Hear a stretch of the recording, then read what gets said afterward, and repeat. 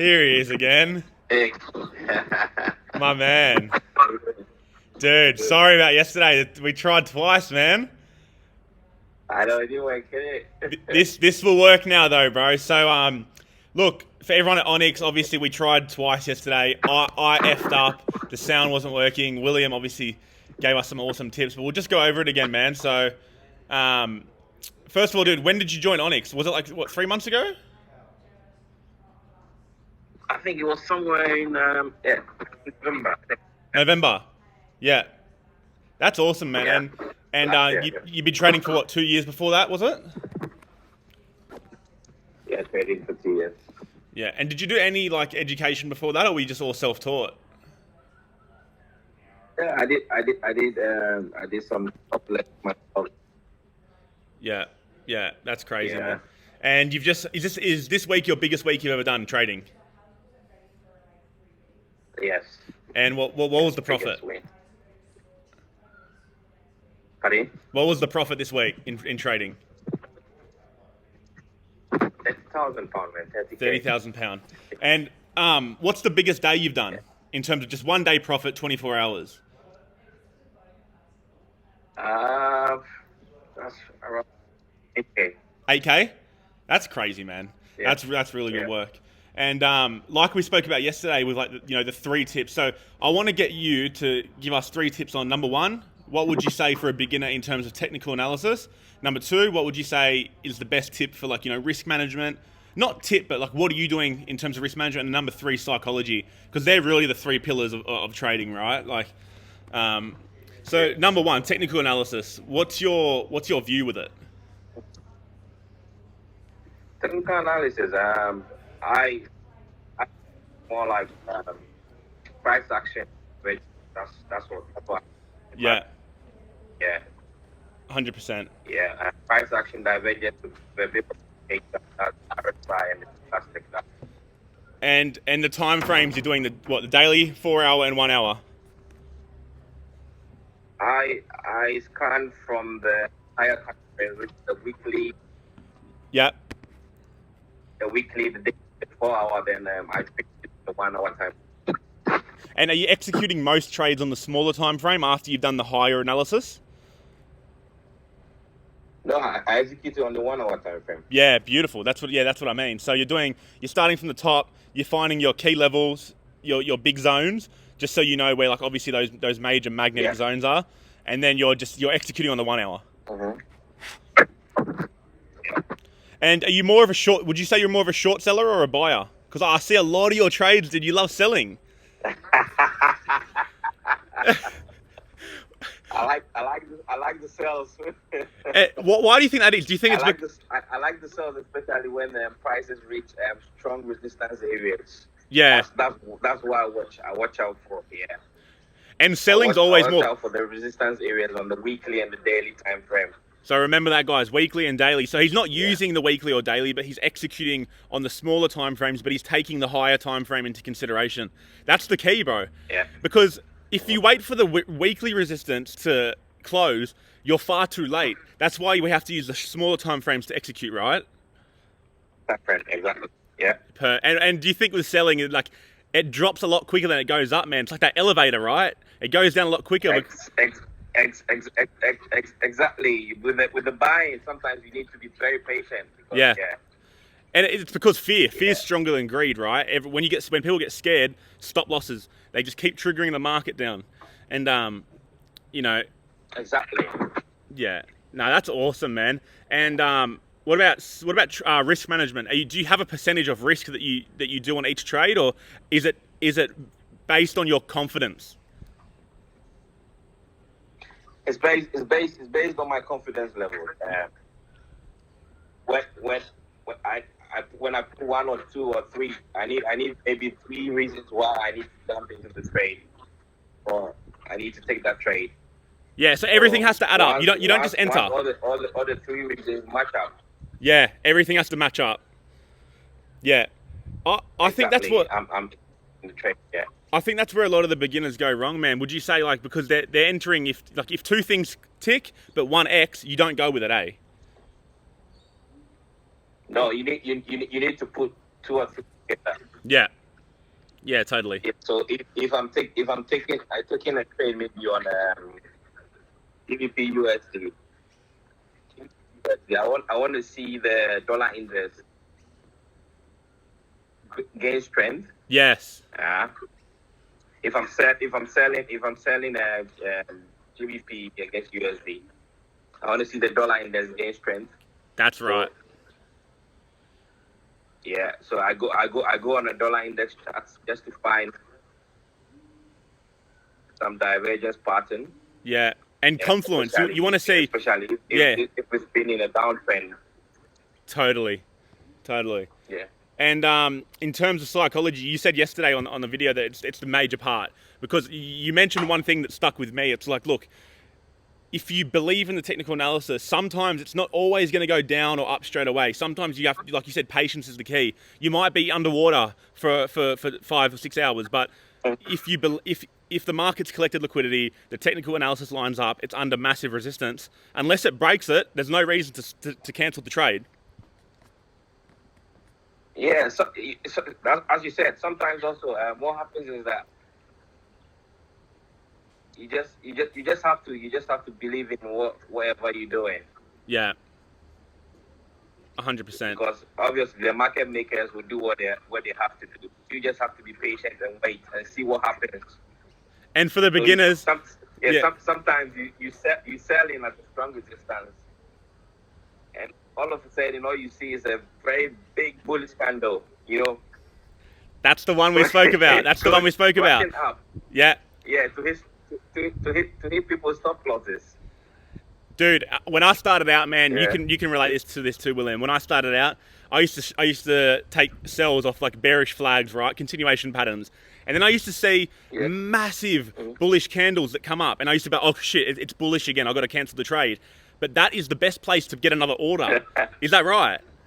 That's the best. That's the best place. That's the best place. So all in all, the biggest tip is you have to get in where it's scary. You have to get in where other people are selling. Exactly. You need to take risks, man. And that's what I'm saying. First and foremost, you need to believe in your analysis. Yes. Put 2 or 3 together. Yeah. And just be sure that trade is. We know definitely that trade is going to go down or up. Yeah. Awesome. So Sometimes what I do is that you put a stop loss and you watch the market. If you see the market going up, like as I said, going up, breaking through a strong resistance, what you can do, you take your stop loss out immediately. Yeah. Watch the market do whatever it has to do. Then because most times your stop loss will get hit and then it will go back down. So like, you're not saying leave it off. You're not saying leave it off permanently. You're just saying, when you're actively managing it, there's not one way to do it. It's like chess, dude. You have to move the pieces to what the market's doing, right? Exactly. You just take your stop loss out, and later on you can just put it back in again. When you're back in profit or you're confident in the momentum in the market. Exactly. When you're back in profit, I do that all the time, dude. I do that all the time. That's why people say like, that's why it's hard to do.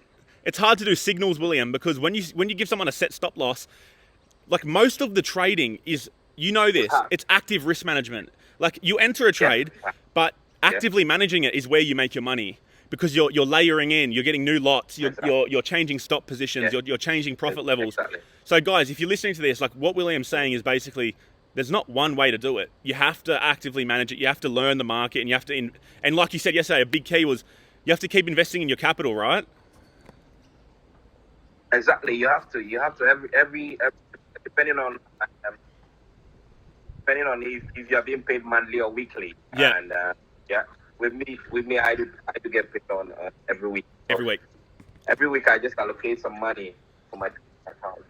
Because in the long term, plus you're compounding, you're going to get to plus 6 figures, and then that's when you can make 10,000, 8,000, 9,000 a trade. Exactly. Yeah. The more with trading, the more you have, the more you can get out of the market. Yeah. And would you say for someone you need capital, yeah. Would you say for someone who's starting out on a small account and they've just started out, they've got $1,000 or $2,000, would you say that it's better to do higher risk, higher reward to start? Because there's no point doing 0.5% risk on $1,000. You won't grow. I think personally between 3 and 5% if you're on a very low small account, because that way at least you can make 15% each trade. If you're 3 to 1. Exactly. Yeah. With a small account, maybe $1,000 or $2,000. Set a target. Don't go in big because Yeah, you might end up that's it. losing all your money. Yeah. Set a target. Set a target. Okay, maybe 3 months time. I want to move that account to $5,000. Yeah, and then it's easy. You get what I'm saying? And then you work backwards. You know, Yeah. how many trades do I have to win at 3-1? Yeah. How You much? Yeah. Exactly. You move it to $5,000. From $5,000, you set another target. Move it to $10,000. Once you get to $10,000, you can start increasing. Your That's lot when you size still. from there. I think 10,000 as a trader. If you get 10,000, that's when you can really start boosting. Exactly. Even that, you do that 1 or 2 trades, big loss size. Yeah. Don't go in too much with a lot of trades because Yeah. even with 0.5 loss size, if you don't take five trades and they go wrong, and all your $10,000 is lost. Exactly, dude. And another thing that I'd like to put in, and I know you do this personally, it's that, you know, like you want to get in where all the retail traders are putting their stop losses. So for people listening, let's just say you're entering on at resistance. Don't just put it right above the swing high, because we all know that what the market makers are going to do. They're going to swing up and then they're going to crash it back down. They'll go there. Yeah. Definitely go there. So you got to go higher. They'll go higher. So sometimes you got to think, okay, if I want to enter here initially, maybe I should just put it up another 10 or 15 pips and just get that extra fat, you know? Exactly. Yeah. Because we see wicks all the time. I love wicks, man, because it's all about the market close. The close is all that matters. It doesn't matter where the wick went. Exactly. Yeah, 100%. And do you use the 3 candle swing pattern? Do you think that's a good analysis of a reversal, or do you think you need more than that? Do you think you need more candles? I look for all sorts. As I said, with candlestick formation, price action, Stochastics, RSI. You love your stochastics, don't you? RSI, stochastic. Watch everything. Look for everything, and make sure it's a definite trade there before I jump in. If I realize the trade is not going on well, I just come out with a little bit of profit, and that's it. That's it. Yeah. What the trade will do, and I can get back in again. And the last tip you said yesterday on the video, because I remember everything you said, dude. Because when I personally interview people, even though we're both senior traders and we both do very well, you still learn off each other, And when you said yesterday, when you're in a trade and you're almost near take profit, but the market is starting to look like it might reverse up, just take your profit off the table. Don't get greedy with the take profit. Don't get greedy with certain levels. Exactly. Yeah. Exactly. I know what greediness can do as a beginner. Yeah. I've lost like 50 grand on a gold trade. Most of the time when I lose, it's not like the market doesn't give me a profit. The market gives me a profit. But you didn't take it. But I just refuse to take it. That is perfect. That is the best thing you've said. So guys, if you're out there and you're in profit, it always gives me a profit. It always gives me a profit, but I refuse to take it.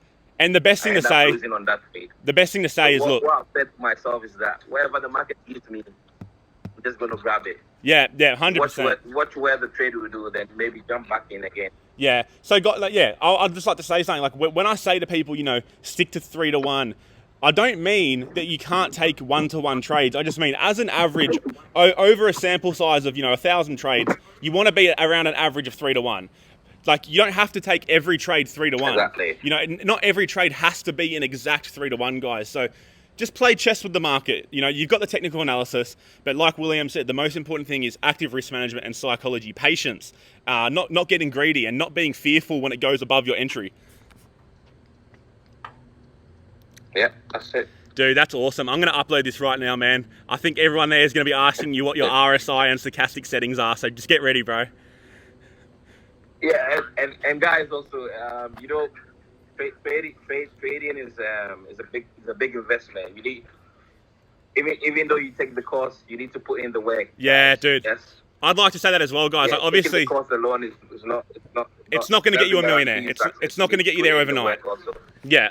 And I think we've got a good group, man. It's like going to college. You get being taught a lot, but when you come out, you realize you don't need all that bullshit. Yeah, exactly. It's time to get a job. It's time to learn new skills. Exactly. Nah, man. Exactly, yeah. Nah, It's what you make out of life. That's what matters. So, yeah. thanks so much, bro. I Let's- appreciate you, man, taking the time. Believe in whatever you're doing, and with time, you get there. You will. Yeah. Yeah, absolutely. I've been doing this for nearly 5 years now, man. It's a long grind, but look, I'm able to do what I want now, and I love the markets. I continue to grow every day, and I think you're going to be full time soon, which I can't wait to see, bro. Yeah, man. Yeah, I'm looking at retirement. Let's go. Hey, William, thank you so much again, bro. This is the third time we got it. Yeah, you got it now.